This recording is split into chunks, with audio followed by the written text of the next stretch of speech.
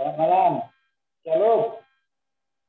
Terima kasih kepada kita semuanya sudah hadir, Bapak Ibu dari Jemaat Teladan, dari Jemaat Bukit Sion dan Jemaat Elisa. Dan partisipan malam ini yang melayani adalah dari Jemaat Teladan. Dan kita berbahagia pada malam ini kita akan dilayani oleh Pendeta Tutri Tumangkeng dari Distrik Bali Denpasar. Baik, jemaat yang terkasih, kita akan memulaikan ibadah kita ini. Mari kita tenangkan hati dan pikiran kita mengundang Roh Kudus, kita berdoa dalam hati kita masing-masing.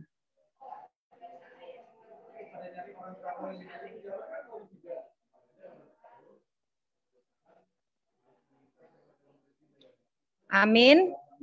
Jemaat terkasih, kita akan buka ibadah kita ini. Mari kita bernyanyi di tempat kita masing-masing. Lagu Sion nomor 159 dari studio Bapak Loran.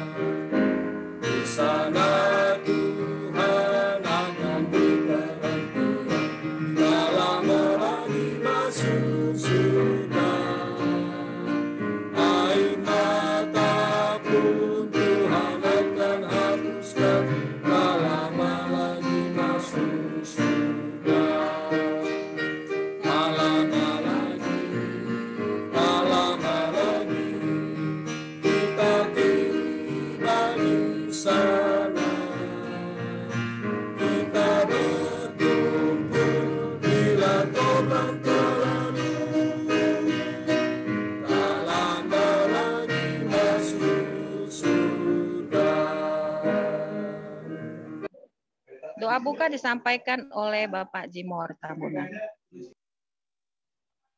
Kita bersatu dalam doa.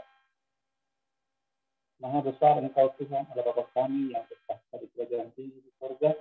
Terpujilah nama-Mu ya Bapa, oleh karena kasih dan kebaikan-Mu yang kami rasakan hingga pada malam hari ini.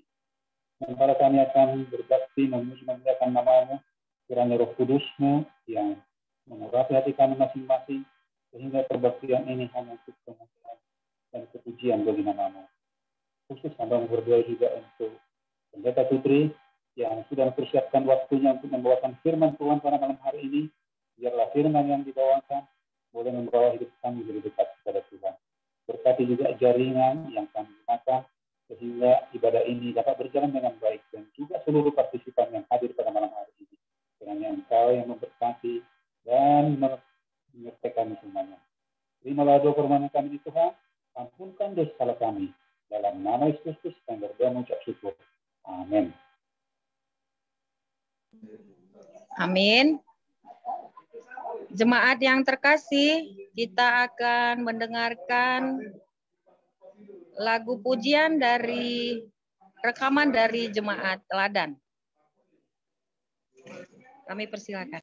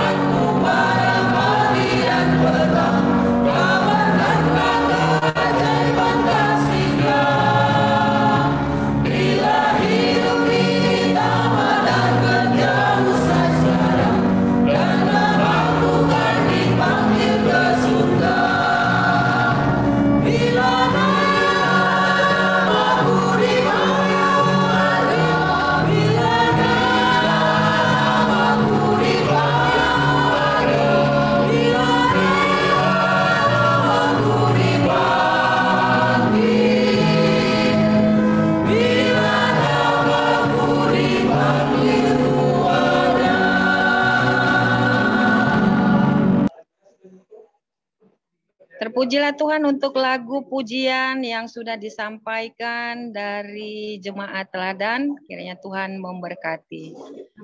Jemaat yang terkasih, saat ini kita akan mendengarkan sebuah kesaksian yang akan disampaikan oleh Pendeta Muda Ricardo Simamora yang sementara ini bertugas di Jemaat Teladan dan di Yayasan Pendidikan Parulian. Untuk ini kita sampaikan kepada Pendeta Muda Ricardo.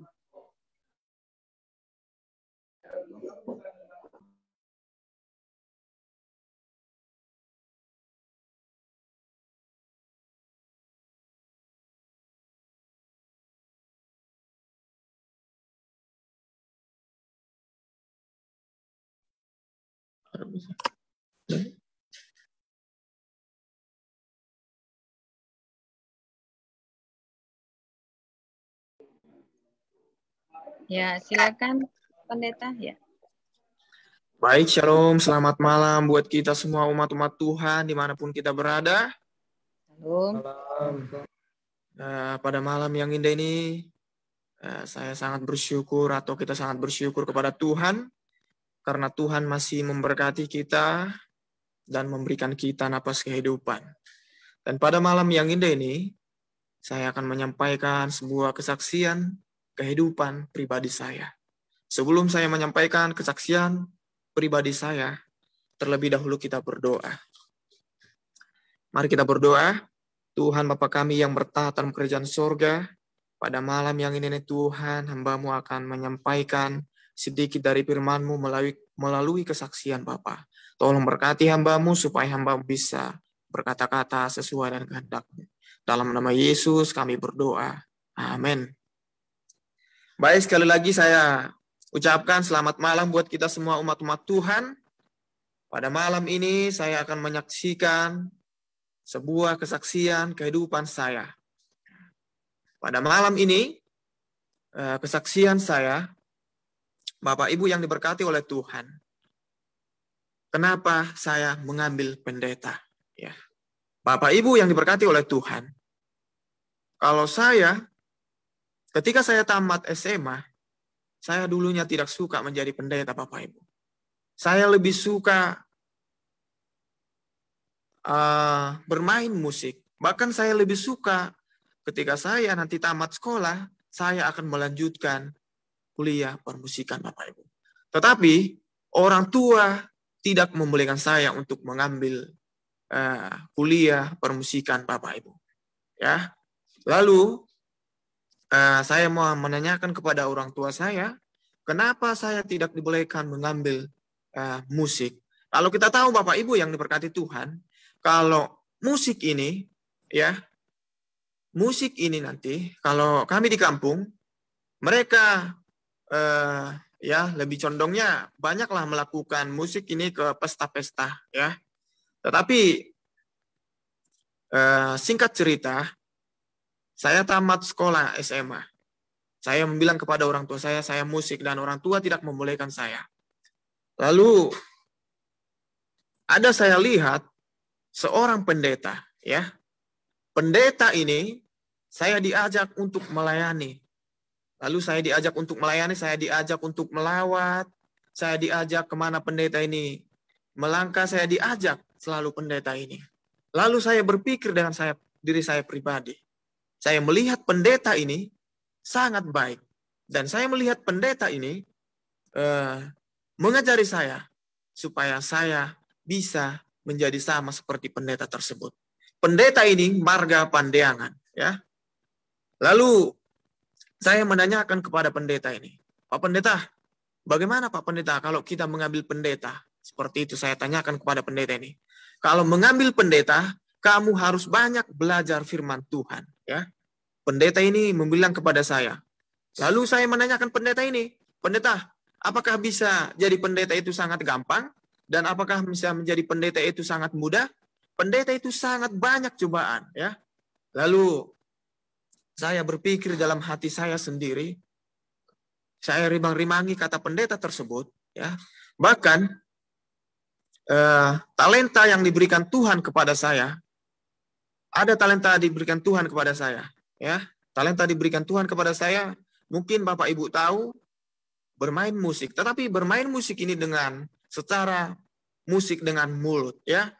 Saya, ketika saya mau mengambil pendeta ini, cobaan yang saya hadapi, yang pertama, ketika saya mengambil pendeta ini, saya langsung diutus ke Jakarta untuk pertandingan festival, ya. Saya masih ingat betul itu tahun 2018, kami ada 2 orang diutus dari Medan ini untuk mengikuti festival di Jakarta. Saya terpilih salah satunya Bapak Ibu.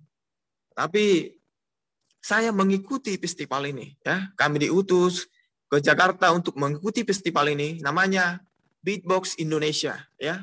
Saya mengikuti ini. Bahkan saya lebih condong untuk mengikuti talenta saya ini. Bahkan saya meninggalkan hari Sabat, ya, meninggalkan hari Sabat Bapak Ibu. Lalu orang tua membujuk saya, bahkan orang tua menanyakan saya, kamu lebih mementingkan talentamu itu, kamu lebih mementingkan diri kamu sendiri daripada kamu menuruti Tuhan. Orang tua menanyakan saya, bahkan orang tua mengajak saya supaya saya bisa meninggalkan talenta saya ini. Bapak Ibu tahu, ketika saya pulang dari Jakarta, ya, saya masih mengingat, saya mengikuti festival ini, saya masuk 3 besar, Bapak Ibu.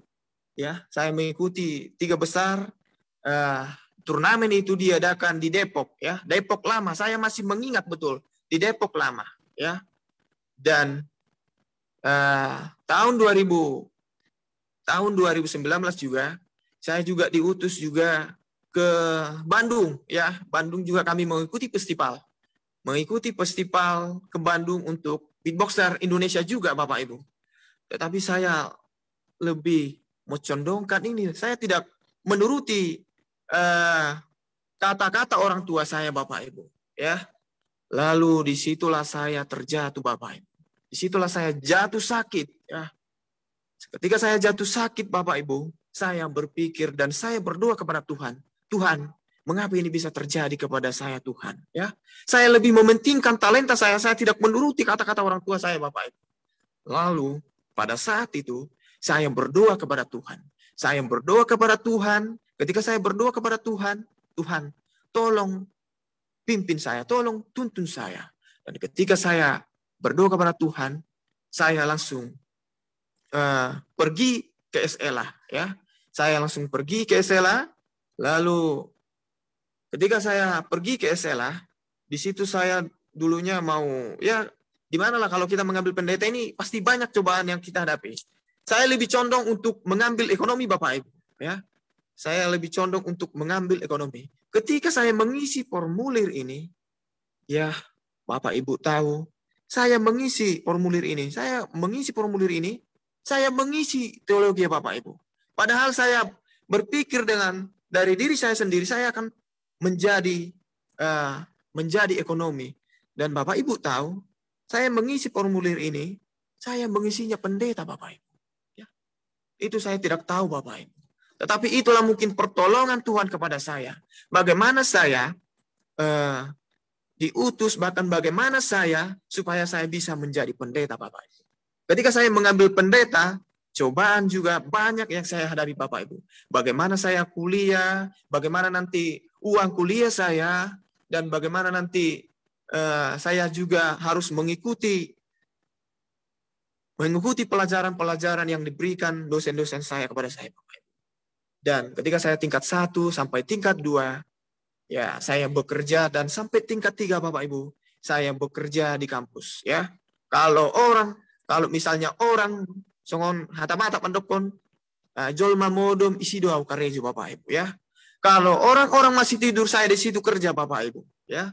Pagi-pagi saya bangun jam 4 untuk memasak nasi, Bapak Ibu, ya. Kalau kita sudah tahu memasak nasi ini di dapur, saya memasak nasi di dapur. Cobaan juga yang saya alami ketika saya memasak di dapur, kadang nasinya ini mentah, kadang nasinya ini gosong. Kita sering dimarahi, Bapak Ibu. Tetapi bagaimana supaya kita dilatih, supaya kita bisa sabar di dalam kesesakan, dan kita juga dilatih supaya kita bisa menjadi yang terbaik untuk kedepannya, Bapak Ibu.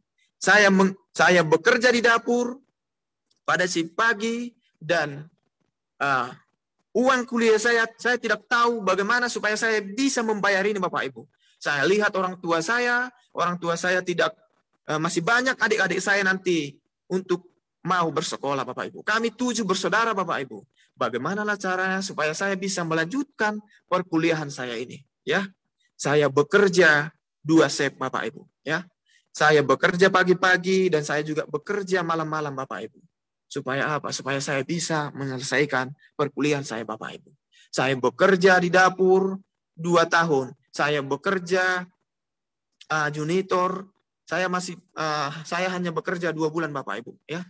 Saya bekerja junitor hanya 2 bulan karena badan langsung lemas, Bapak Ibu. Saya mengambil shift 1 saja bekerja di dapur, ya.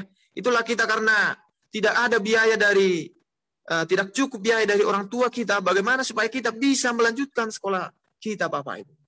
Dan ketika saya berada di puncak Bapak Ibu. Saya tingkat 3 dan tingkat 4 Bapak Ibu. Ya. Kami tingkat 3 praktek. Saya masih mengingat praktek di Kasindir. Ya. Saya masih mengingat praktek di Kasindir. Kami mengadakan KKR dan di situ juga ketika kami mengadakan KKR ini Bapak Ibu, saya 3 bulan di school di sana Bapak Ibu. Ya. Cobaan juga yang saya hadapi di jemaat ini pasti banyak cobaan yang saya hadapi Bapak Ibu. Tetapi puji Tuhan Bapak Ibu, ketika saya praktek di sana, ya semuanya bisa berjalan dengan baik.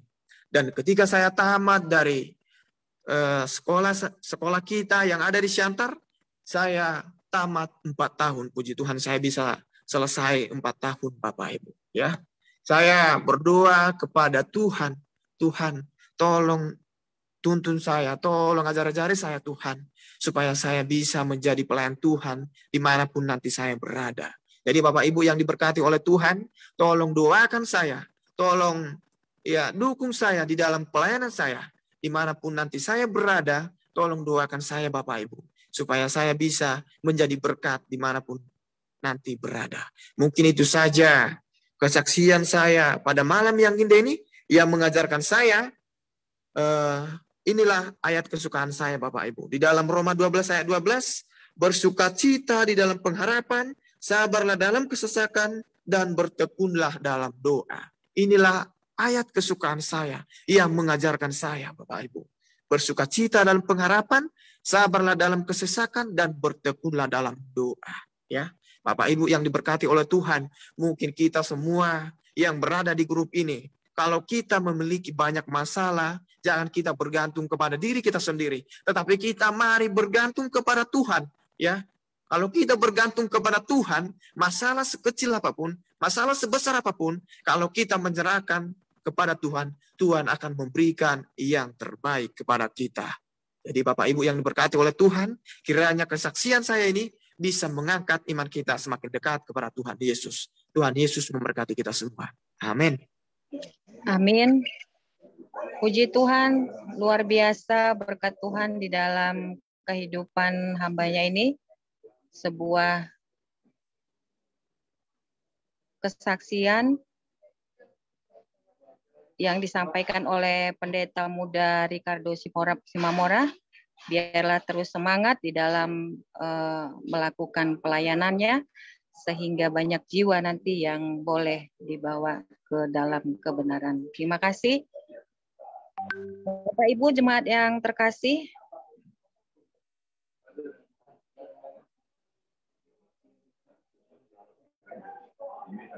apakah suara saya terdengar, Pendeta?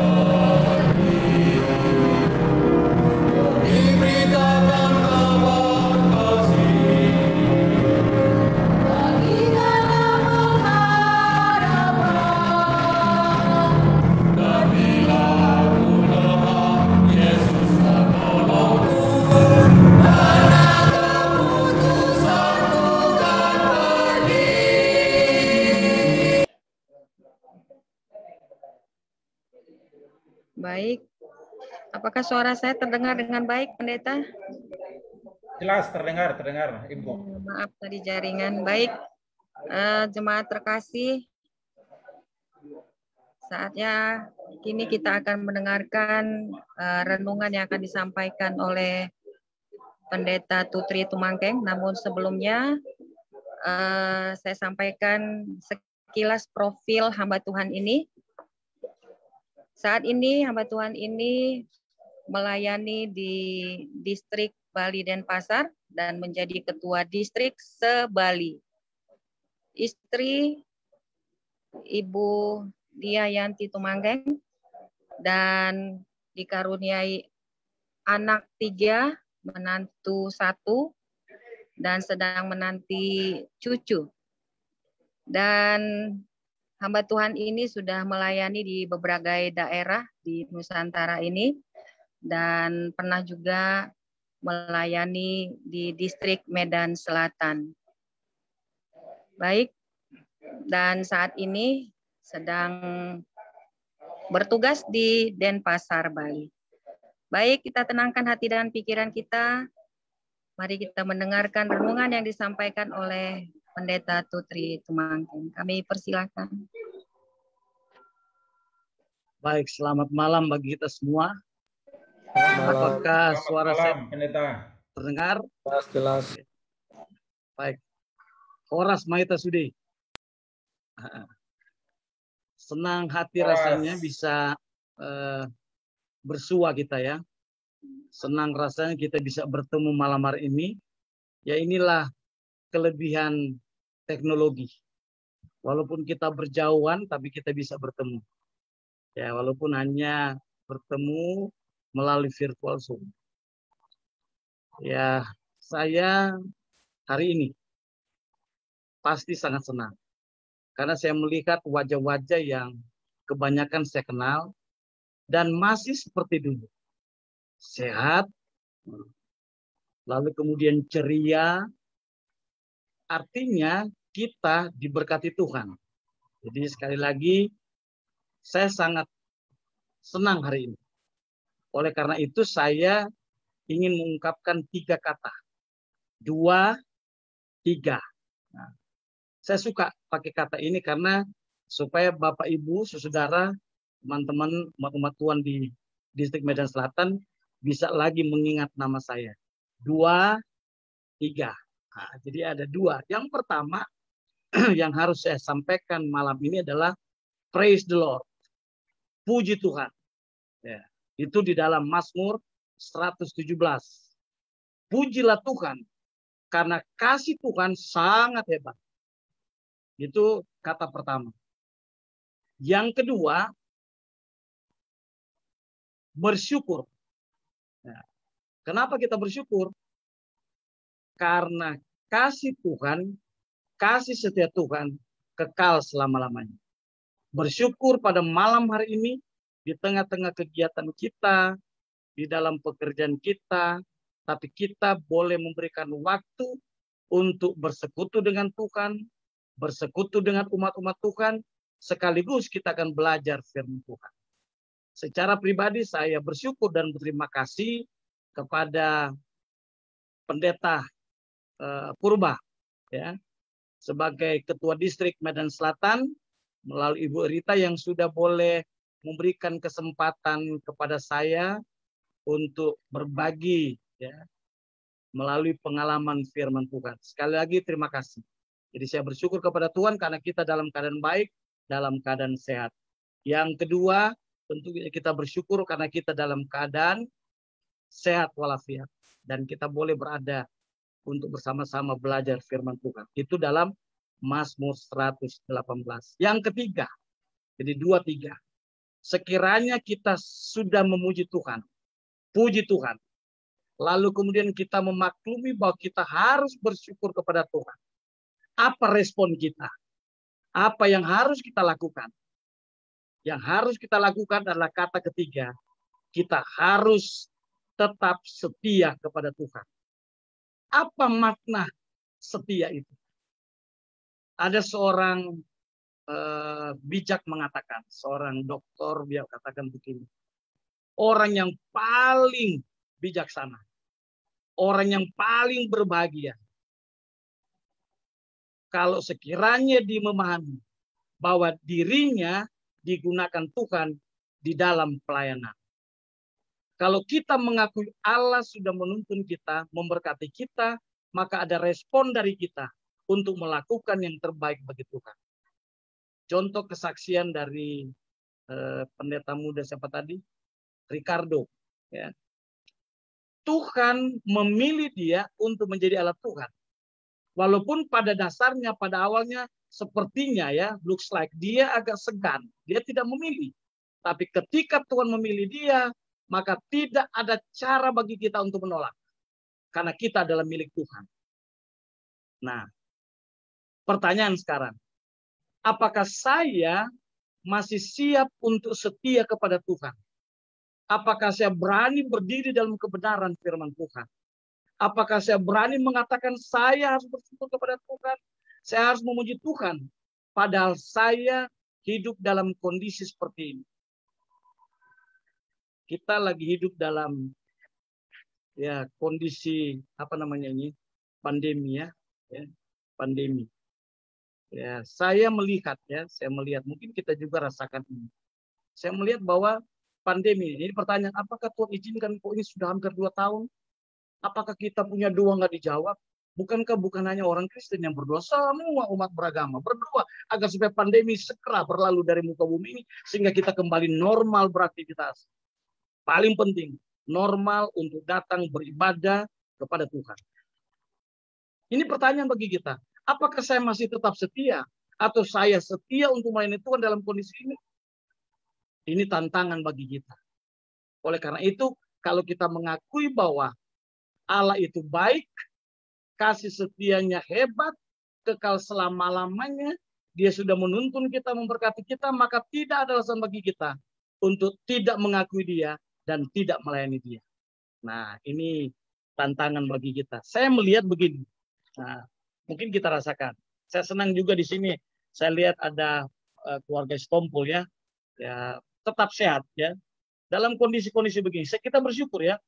Kita bersyukur bahwa kita terhindar dari pandemi. Saya bersyukur selama 1 tahun lebih ini, hampir 2 tahun, kami giat terus keluar masuk rumah anggota. Tapi ya saya bersyukur fisik saya agak kuat.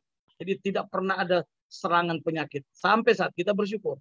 Karena itu apa? Kebaikan Tuhan. Oleh karena itu saya harus berjanji, punya komitmen dalam hati yang paling dalam, saya harus merespon kebaikan Tuhan. Saya harus merespon apa? Segala kasih Tuhan. Nah, saya melihat ini, mungkin Bapak Ibu saudara merasakan pandemi ini, COVID ini merusak tatanan yang Tuhan telah ciptakan. Tatanan kehidupan kita, tatanan hubungan kita, karena muncul ketakutan. Ya. Bahkan saat ini banyak terjadi, bahkan hubungan suami istri, hubungan keluarga itu keraguan-raguan, curiga. Ya ini. Karena pandemi ini, ya, hubungan bisa apa? Renggang. Ya. Lalu komunikasi bisa apa? Putus. Karena apa? Ada ketakutan dan curiga. Banyak curiga sekarang ini. Contoh, saya kasih contoh. Pada awal pandemi ini, saya jalan lah. Lalu kemudian belanja di supermarket. Waktu antri, jadi antri kan, biasa kan antri. Lalu mulai belanja. Pas saya bayar, kebetulan saya lagi makan kacang gitu. Tiba-tiba ya batuk. Wah, orang yang di belakang saya di samping langsung apa? Ketakutan. Karena mereka pikir kalau batuk itu sudah apa? COVID. Apalagi pada awal bulan Maret atau bulan April. Kalau sekarang kan ya kalau COVID itu ya flu itu bilang COVID. Padahal nggak ada apa-apa sebenarnya. Ya itu kecurigaan orang. Nah, apakah saya yang sudah mengakui Tuhan itu baik, lalu kita curiga kepada seorang? Kita bersyukur kembali, puji Tuhan. Karena kita bisa melewati. Dan kita akan menjalani itu. Dan kita tetap berdoa. Agar supaya Tuhan izinkan saya menjadi alat Tuhan dalam kondisi apapun. Tidak terpengaruh oleh karena apa? Pandemi ini. Nah, oleh karena itu. Kalau kita sudah menyadari bahwa kita adalah ciptaan Tuhan. Kita sudah mengakui bahwa bagaimana kasih setia Tuhan kepada kita. Lalu kita memahami apa fungsi kita menjadi umat Tuhan. Saya mau katakan kepada kita, kalau sekiranya kita sudah menikmati kebahagiaan yang Tuhan percayakan bagi kita, kalau kiranya kita sudah merasakan kenikmatan, kebahagiaan, keselamatan yang Tuhan percayakan bagi kita, Tuhan sudah berikan bagi kita. biarlah kita juga menjadi alat Tuhan untuk menyampaikan, menyaksikan, membagi, memberitakan kenikmatan berkat Tuhan, kebahagiaan yang Tuhan berikan kepada kita, yaitu keselamatan. Artinya jangan kita hanya menikmati sendiri. Jangan hanya keluarga kita menikmati keselamatan itu, kebahagiaan itu. Tapi mari kita menyampaikan itu, berbagi pada orang lain. Nah, sekarang pertanyaan kepada kita. Mengapa kita harus bersaksi? Mengapa kita harus memberitakan Injil? Nah, bukankah saya sudah cukup? Yang penting saya sudah tahu kebenaran, saya sudah belajar firman Tuhan, saya sudah berada di gereja, saya sudah berbakti menyembah Tuhan, saya sudah bersekutu dengan Tuhan. Buat apa lagi untuk itu? Nah, ini pertanyaan. Saya ingin kita sharing supaya saya lihat kesetiaan kita, ya, keberadaan kita di gereja, kita akan nikmati. Sekarang kembali, mengapa kita harus bersaksi? Makanya saya katakan kalau kita setia kepada Tuhan tadi, kita setia melayani Tuhan, setia memberitakan firman Tuhan, setia berbagi dengan orang lain. Nah, saya ingin fakta dan bukti mengapa kita harus bersaksi. Yang pertama, kenapa kita bersaksi? Kenapa kita harus memberitakan kebenaran firman Tuhan? Kenapa kita harus menyaksikan kebaikan Tuhan? Karena itu Alkitabiah. Absolutely firman Allah. Jadi itu adalah Alkitabiah. Kenapa kita harus menginjil? Kenapa kita harus melayani? Karena itu adalah Alkitabiah. Karena itu dicatat di dalam firman Tuhan. Kalau kita mengakui bahwa firman Alkitab adalah firman Tuhan secara absolut, walaupun itu bertentangan dengan logika kita, maka kita harus mengakui dan menerima bahwa itu adalah firman Allah. Kalau itu adalah firman Allah, maka kita harus mengikuti apa perintah firman Allah. Yang pertama, kenapa kita bersaksi? Karena itu Alkitabiah. Yang kedua, saya ingin sampaikan bahwa teladan Kristus sudah berikan kepada kita. Di dalam kitab Markus dikatakan apa? Yesus berkata, aku datang bukan untuk dilayani, tapi aku datang untuk apa? Melayani. Jadi yang pertama kenapa kita bersaksi? Oleh karena itu Alkitabiah. Berdasarkan firman Tuhan. Yang kedua, teladan yang Tuhan berikan kepada kita. Bahwa dia datang untuk melayani. Dia datang untuk menyampaikan kebaikan Allah Bapa. Yang ketiga, kenapa kita harus bersaksi? Di dalam Matius pasal 28 dijelaskan bahwa itu adalah perintah Tuhan. Matius 28. The Great Commission. Itu perintah Tuhan dan bukan yang sekedar perintah, tapi di dalam ayat selanjutnya dikatakan, aku akan menyertai engkau. Artinya kita tidak perlu takut, tidak perlu ragu, tidak perlu khawatir, karena Tuhan akan menyertai kita sampai selesai. Dan itu janji, berarti perintah diikuti dengan janji. Itu yang ketiga. Yang keempat, kenapa kita bersaksi? Kenapa kita harus berbagi kepada orang lain tentang kebenaran firman Tuhan, tentang kenikmatan kebahagiaan, yaitu keselamatan. Ya, kenapa? Tadi adalah perintah Tuhan. Kalau kita mau bersaksi, maka kita akan menerima kuasa. Oh, ini luar biasa. Terdapat di dalam Kisah 1 ayat 8. Ya. Kita harus bersaksi supaya kita mendapatkan kuasa. Tetapi kuasa yang kita terima ini, kita harus lakukan bukan sembrono saja, tapi ada aturan Tuhan. Jadi ada tahap demi tahap, ada proses. Banyak orang ingin bersaksi melompat dia. Harusnya sekarang ini. Tapi kita juga perlu beyond. Tapi perlu ada tahap. Makanya Alkitab mengatakan ada struktur, ada proses. Kamu terima kuasa, kamu akan jadi saksi, pemberita kebenaran. Di mana dulu? Dalam diri kita. Di Yerusalem. Kalau kita sudah siap, apa artinya siap? Memahami kebenaran firman Tuhan. Bagaimana mungkin kita akan meyakinkan orang lain tentang kebenaran hari Sabat? Bagaimana mungkin kita akan meyakinkan kepada orang tentang penghakiman? Sebagaimana pelajaran sekolah Sabat pada pekan yang lalu. Bagaimana kita meyakinkan kepada orang lain tentang Tuhan segera datang, sementara kita tidak percaya tentang itu. Artinya kita harus kuasai dulu itu, baru kita yakinkan orang lain. Kuasa. Lalu kemudian ada kutipan dari pena inspirasi. Jadi dari Alkitab tadi, ada ayat-ayat yang mendukung, memberikan kewajiban bagi kita, keharusan untuk melayani Tuhan, memberitakan Injil, ya, berbagi dengan orang lain. Tulisan Nyonya White, saya senang ini. Testimonies to the Church. Dia katakan, saya pakai bahasa halak kita ya, pakai bahasa Batak. Dia katakan begini, everyone who baptized in the kingdom of God, they are minister or they are missionary. Artinya, setiap orang yang sudah menjadi bagian dari komunitas kerajaan Allah melalui baptisan, maka mereka adalah penginjil. Mereka adalah pelayan. Mereka juga adalah pendeta. Apa arti kata baptisan di dalam kutipan Nyonya White ini? Baptisan itu adalah pengakuan. Ketika Yesus berada di muka bumi ini, dia punya perasaan belum tenang sebelum dia diakui oleh Allah Bapa. Itu sebabnya dalam Lukas 12 ayat 50 dikatakan, Yesus katakan begini, Lukas 12:50. Aku harus menerima baptisan ini. Betapa susahnya hatiku sebelum itu terjadi. Kenapa? Markus pasal 11, Markus pasal 1. Dijelaskan pada saat Yesus dibaptis. Ketika Yesus dibaptis, langit terbuka, lalu ada suara menyatakan, inilah anak yang kukasihi, inilah anak yang kukasihi, kepadanya lah aku berkenan. Apa artinya itu? Itulah pernyataan proklaim dari Bapa bahwa inilah anak yang dia kasih. Adalah pernyataan pengakuan bahwa inilah anak yang kukasihi. Setelah itu dia melayani. Jadi baptisan bukan sekedar menerima Yesus, tapi pengakuan kepada Kristus, pengakuan kepada Allah Bapa. Dan Allah Bapa mengaku kita sebagai anak. Oleh karena itu, Yesus melaksanakan tugas yang sudah disampaikan oleh Bapa di sorga. Nah, saya tentunya ingin ya menantang kita lah. Karena kalau lihat tanda-tanda sekarang ini, ya Tuhan segera datang. Ya, jadi kita harus memahami tugas kita.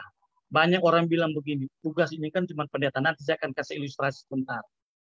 Tapi dari ayat-ayat tadi mengatakan bahwa kita harus melayani. Bahkan banyak tulisan-tulisan pena inspirasi. Kalau saudara baca dalam kitab Testimonies to the Church, ya, lalu kemudian kita baca juga di halaman 244, ya, jilid 8 Testimony to the Church, lalu di buku Testimonies 5 halaman 390 dikatakan kalau kita mau melayani Tuhan, kalau kita mau bersaksi, kalau kita mau berbagi berkat kenikmatan, kebahagiaan yaitu keselamatan kepada orang lain, maka bukan hanya orang lain itu diselamatkan, bukan hanya orang lain itu diberkati, tapi kita akan mendapatkan berkat melalui kekuatan kerohanian ketika kita melayani Tuhan. Yang kedua dikatakan bahwa itu memberikan juga keselamatan bagi kita. Bahkan di dalam pena inspirasi mengatakan bahwa kalau kita mau berbagi, melaksanakan perintah Tuhan, maka kita juga menyegerakan kedatangan Tuhan. Bukankah kita semua rindu agar supaya Tuhan segera datang? Ketika kita melihat dunia yang tidak menentu seperti ini, bukankah kita rindu untuk bertemu di dalam kerajaan surga? Beberapa pekan ini, beberapa bulan ini, setelah pandemi, saya tidak pernah berkhotbah tentang pandemi. Saya tidak pernah berkhotbah dengan hal yang tidak baik. Saya suka khotbah-khotbah yang menyenangkan, indah-indah. Saya tampilkan bunga-bunga, saya tampilkan rumah-rumah mewah. Bahkan saya selalu menyampaikan firman Tuhan. Hal yang menyenangkan, fokus surga. Saya tidak pernah menyampaikan khotbah susahnya pandemi, enggak pernah. Tapi kali ini saya sempat singgung sedikit. Tatanan yang dirusak oleh karena pandemi. Apakah pandemi juga merusak tatanan hubungan kita dengan Tuhan? Tidak ada alasan bagi kita. Kenapa? Karena kita sudah apa? Mengakui dia. Dia beserta dengan kita dan dia menuntun kita. Sekarang tantangan. Sedikit lagi tantangan. Mungkin ada juga orang berpikir bagaimana Pak Pendeta, bagaimana Pak Ketua untuk melayani. Mungkin kita sudah latih mereka, kita sudah ajar. Tapi kadang-kadang ada perilaku-perilaku di dalam jemaat. Yang tentunya kita sadari itu ada.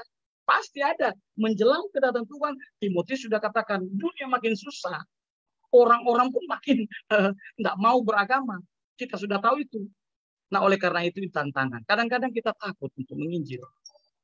Saya lihat ini umat-umat Tuhan di Medan Selatan punya semangat untuk melayani. Buktinya malam hari ini kita bersama di dalam persekutuan lewat Zoom ini.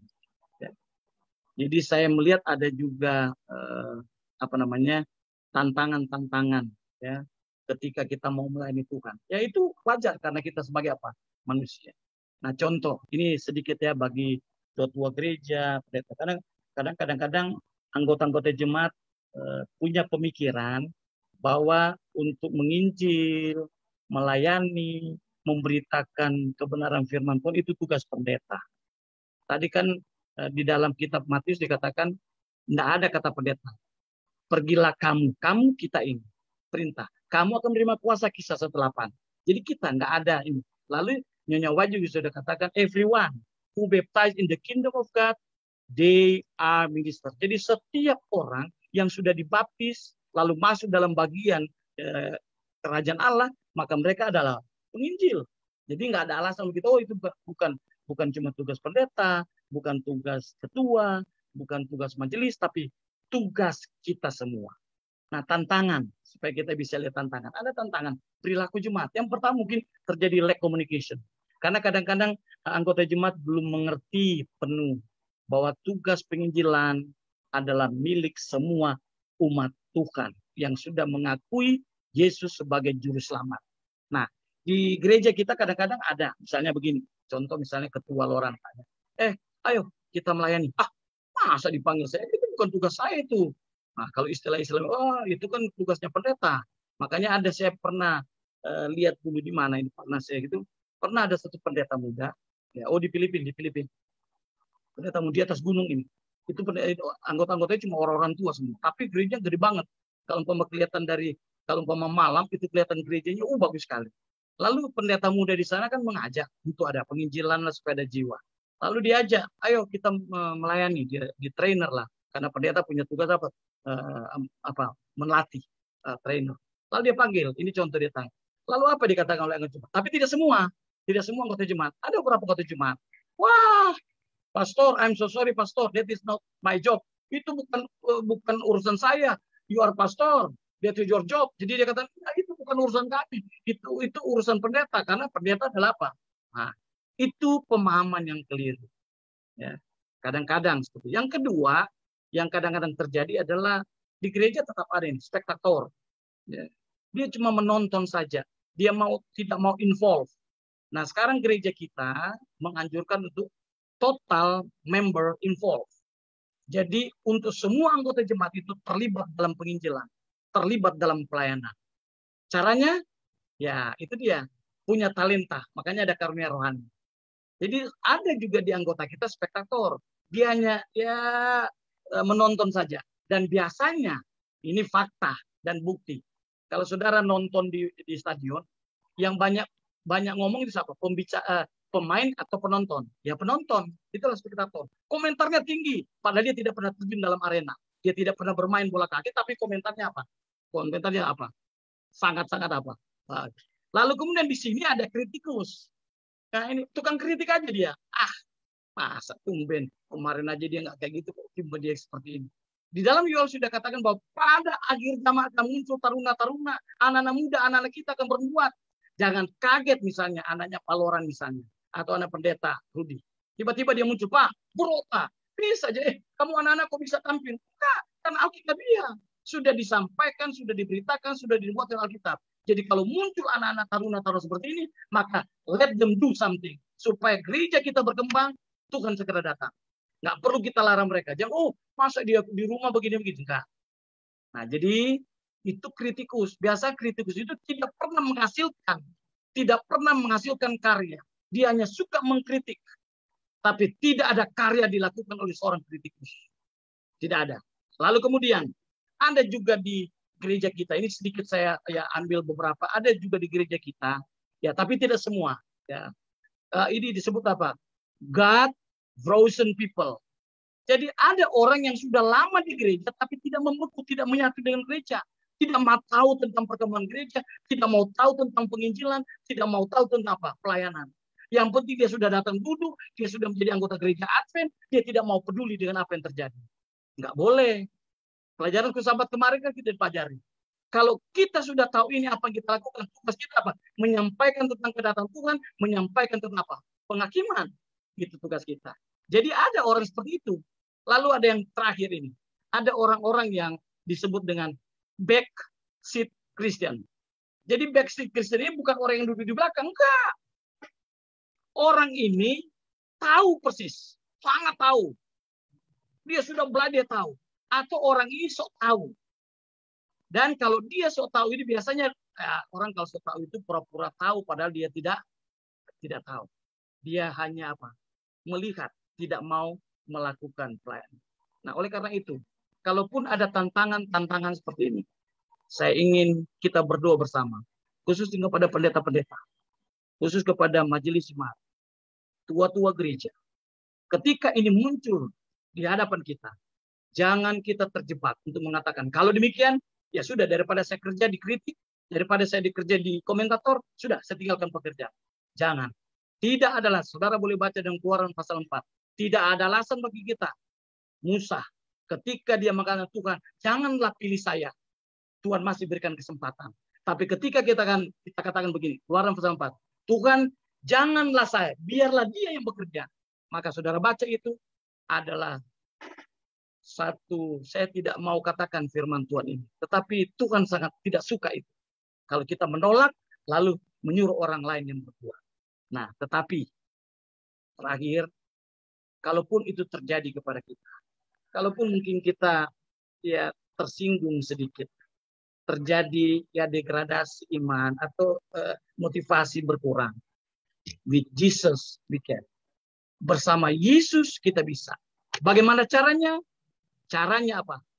We have placed God, the first and the primary in our whole life.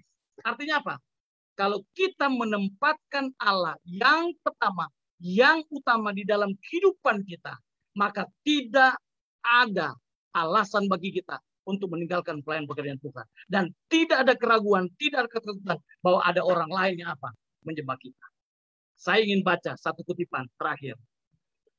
Ini dalam letter, saya lihat letter 17 tahun 1872, halaman 242. Dikatakan demikian. Orang yang benar dan orang yang paling berbahagia di muka bumi ini adalah orang yang menjadi berkat bagi orang lain. Ketika saudara membawa berkat keselamatan kepada orang lain, ketika saudara membawa berkat firman Tuhan kepada orang lain, bahkan membawa berkat apa yang Tuhan percayakan bagi kita, Andalah, saudaralah orang yang paling benar, orang yang paling bahagia. Kenapa? Karena kita telah melakukan apa yang Tuhan beritakan kepada kita, kita mendapatkan kuasa, dan Tuhan berjanji untuk menuntun kita, menyertai kita, dan kita tidak pernah akan takut. Tetaplah setia, tetap melayani. Tuhan memberkati kita. Amin. Amin.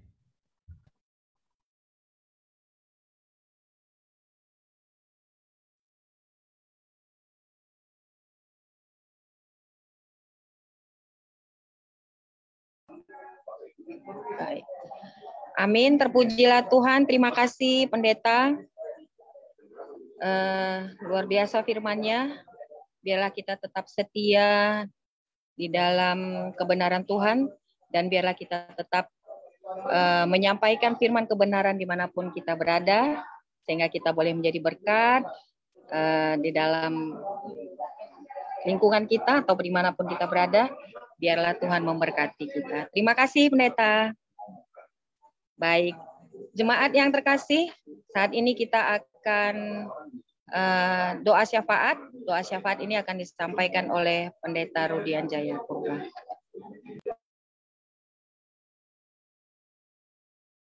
Baik, kita berdoa. Terpujilah Engkau Tuhan, Bapa yang baik, Bapa yang penuh kasih karunia. Malam hari ini kami sangat bersuka cita. Kami boleh mengadakan kebaktian secara virtual Zoom. Tuhan, terima kasih atas pekabaran firman Tuhan yang sungguh indah malam hari ini. Disampaikan oleh hamba-Mu, Pendeta Tutri Tumangkeng. Tuhan, biarlah firman Tuhan ini memotivasi kami, agar kami benar-benar Tuhan, tetap setia kepada Tuhan, melakukan tugas yang telah Tuhan perintahkan kepada kami, agar banyak orang diselamatkan. Bapa yang baik, berkati hamba-Mu Tuhan, Pendeta Tutri dan keluarga, ibu dan anak-anak di dalam pelayanannya Tuhan di distrik Bali. Pertambahkan sukacita, pertambahkan berkat dari sorga, kesehatan. Biarlah hamba-Mu ini Tuhan tetap boleh menjadi berkat melalui pelayanan-pelayanan firman Tuhan. Bapa di sorga, seluruh umat-Mu yang ada di distrik Medan Selatan, baik juga yang menyaksikan secara live, Tuhan berkatilah kami semua dimanapun kami berada. Rumah tangga kami serahkan dalam tangan-Mu. Tuhanlah memimpin, menuntun kami dalam kehidupan kami. Bapa, apapun profesi, pekerjaan, usaha yang kami kelola, Engkau berkati Tuhan. Walaupun dalam situasi yang sulit oleh karena pandemi ini, kami punya pengharapan Tuhan akan selalu hadir menolong, memberkati kami. Beberapa saudara kami yang sudah sembuh dari COVID-19, Tuhan, terima kasih Bapa. Itu semua oleh karena berkat dan kesembuhan yang berasal daripada Tuhan. Berkati seluruh umat-Mu. Berikan kami daya tahan tubuh yang kuat agar kami tetap sehat. Biarlah kami Tuhan boleh terhindar dari penyakit COVID-19 ini. Bapa di sorga yang masih membutuhkan uluran tangan penyembuhan dari Tuhan, Engkau berikan kesehatan Bapa. Tuhan memberkati Ibu Aje Sianipar, Bapak Huta Barat, begitu juga Tuhan Sister J. Sihombing, Bapak P. Manulang, Teresia Siburian, dan umat-umat Tuhan yang lain mungkin yang tidak bisa kami sebutkan satu persatu yang membutuhkan penyembuhan yang berasal daripada Tuhan. Kiranya Tuhan memberikan mereka kesehatan melalui makanan, minuman, dan obat, dan hati yang gembira. Bapa di sorga, orang-orang muda kami serahkan dalam tangan-Mu. Biarlah mereka tetap setia dalam Tuhan. Dalam pendidikan, di dalam pekerjaan, Tuhan selalu menuntun mereka. Anak-anak kami yang kecil juga, biarlah mereka anak yang menurut kepada orang tua dan takut kepada Tuhan. Rencana KKR untuk Reaping 4, Tuhan memberkati Bapak agar semuanya berjalan. Banyak jiwa-jiwa yang dipersembahkan kepada Tuhan. Terima kasih Bapak di sorga. Semua kehidupan kami serahkan dalam tangan-Mu. Terpujilah Engkau, di dalam nama Yesus Kristus kami berdoa. Amin.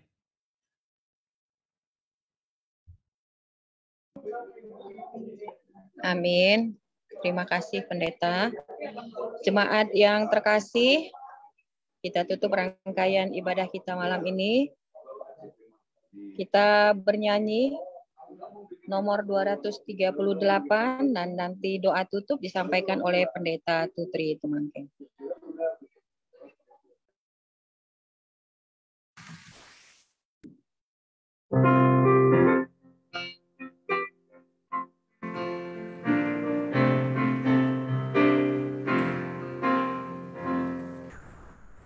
Salib aku datang, miskin, buta dan lemah, nafsu dunia ku buang, agar dapat anugerah. Aku harap padamu, ya domba di Golgota, dengarlah seruanku, tolong aku ya Allah. Lama hatiku rindu rahmat Tuhan yang suci, padaku dosamu diampuni. Aku harap padamu, ya domba di Golgota, dengarlah seruanku, tolong aku ya Allah. Aku serahkan padamu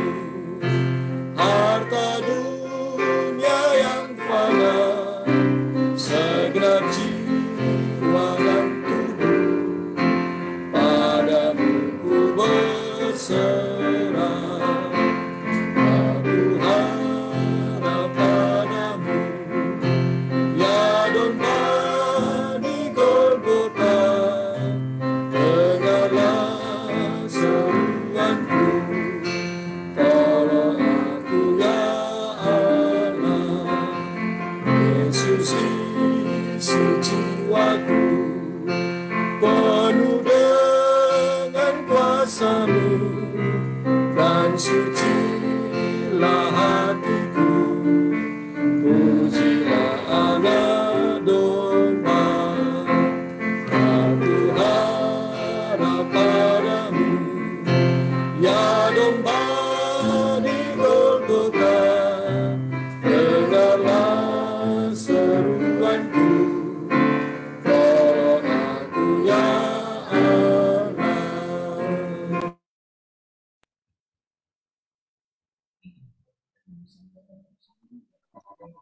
Baik, mari kita berdoa. Sebelum berdoa Pak Pendeta, boleh didoakan Bapak Jatunuddin yang sedang opnami di Rumah Sakit Advent Medan. Bapak Jatunuddin. Jatunuddin. Oke. Ya. Mari kita berdoa. Ya Tuhan, Allah yang kekal, Allah Khalik pencipta alam semesta. Terpujilah Tuhan untuk selama-lamanya.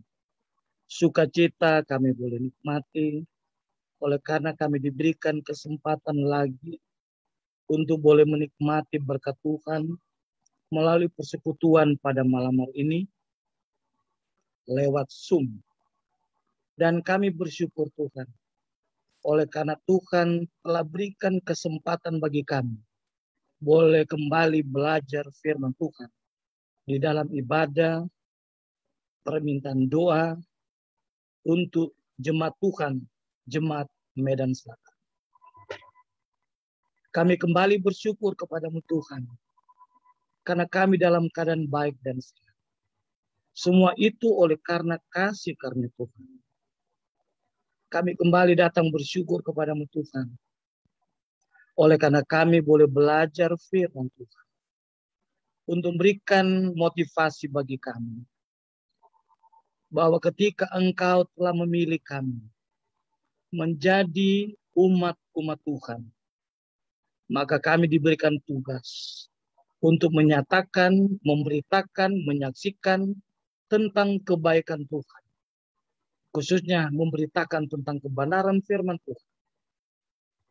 Keselamatan yang Tuhan telah karuniakan bagi kami. Ajar kami Tuhan untuk selalu belajar firman Tuhan. Ajar kami untuk selalu berdoa dan bersyukur kepadamu. Dan ajar kami Tuhan untuk tidak takut menyampaikan kebenaran firman Tuhan dalam situasi apapun. Dan kami tidak akan terpengaruh dengan pertolongan Tuhan, dengan janji firman Tuhan akan menyertai kami. Maka kami tidak akan ragu untuk melangkahkan kaki kami menjalankan tugas tanggung jawab yang Tuhan telah percayakan bagi kami. Kami mau berdoa secara khusus untuk umat-umat Tuhan, pimpinan-pimpinan gereja Tuhan yang ada di Jemaat Medan Selatan. Mulai dari hamba Tuhan Pendeta Rudi Purba, kepada seluruh pendeta-pendeta muda, kepada seluruh majelis jemaat, pengurus jemaat, bahkan seluruh anggota jemaat yang ada di distrik Medan Selatan. Berkatilah mereka dalam pekerjaan Tuhan, berkatilah mereka di dalam pelayanan, dimanapun Tuhan percayakan bagi mereka. Sehingga keluarga lepas keluarga, pribadi lepas pribadi, akan tetap penuh sukacita untuk melayani Tuhan, kapanpun, dimanapun Tuhan tempatkan mereka. Kami juga berdoa, kiranya Tuhan berikan kesehatan bagi kami semua. Mulai dari orang tua, orang muda, remaja, sampai kepada anak-anak. Khususnya malam hari ini kami berdoa untuk anak Tuhan, saudara kami, saudara Zatanudi, yang saat ini sementara diopname di Rumah Sakit Advent Medan. Tuhan, Engkau adalah Allah Khalik pencipta. Engkau adalah dokter yang besar. Dan Engkau tahu organ-organ di dalam tubuh kami, karena Engkau adalah pencipta. Biarlah kiranya jamahan tangan kasih Tuhan boleh menjamah fisik anak Tuhan ini. Sekiranya ada organ-organ di dalam tubuhnya yang saat ini tidak berfungsi secara sempurna. Di dalam nama Yesus, kami berdoa dan memohon belas kasihan Tuhan untuk mengangkat penyakit anak Tuhan ini. Sehingga dia kembali normal, pulih dalam kesehatan, dan dia bersyukur kepadamu untuk datang menyembah Tuhan di rumah Tuhan, sekaligus untuk melayani Tuhan. Kami juga berdoa secara khusus untuk anak-anak muda kami. Berkati mereka dalam pekerjaan, berkati mereka dalam pendidikan, berkati mereka dalam pergaulan. Sekiranya ada anak-anak muda kami di distrik Medan Selatan yang belum mempunyai pasangan, berikanlah mereka Tuhan jodoh yang sepadan, supaya mereka tetap setia di dalam kebenaran firman Tuhan sampai Tuhan datang kedua kali. Bila mana mereka belum mendapatkan pekerjaan, berikanlah pekerjaan yang cocok bagi mereka Tuhan, supaya mereka tetap setia menjadi alat Tuhan, menjadi terang dimanapun mereka berada. Memberkati anak-anak dan remaja yang Tuhan sudah percayakan bagi kami. Berkati mereka di dalam pendidikan. Berkati mereka di dalam pertumbuhan, baik secara fisik, baik secara mental, bahkan secara spiritual. Jadikan anak-anak kami ini anak penurut, yang menurut orang tua, teristimewa menurut Engkau Tuhan. Berikanlah kami orang-orang tua, papa dan mama, kesabaran, hikmat surgawi, untuk boleh mendidik dan mengarahkan anak-anak yang Tuhan sudah percayakan bagi kami. Terpujilah Tuhan untuk selama-lamanya. Damai sejahtera Allah Bapa, kasih karunia Yesus Kristus, persekutuan dengan Roh Kudus, boleh menyertai masing-masing kita, mulai malam ini, sampai hari Sabat, bahkan sampai Maranatha, Tuhan datang kedua kali. Amin. Amin. Terima kasih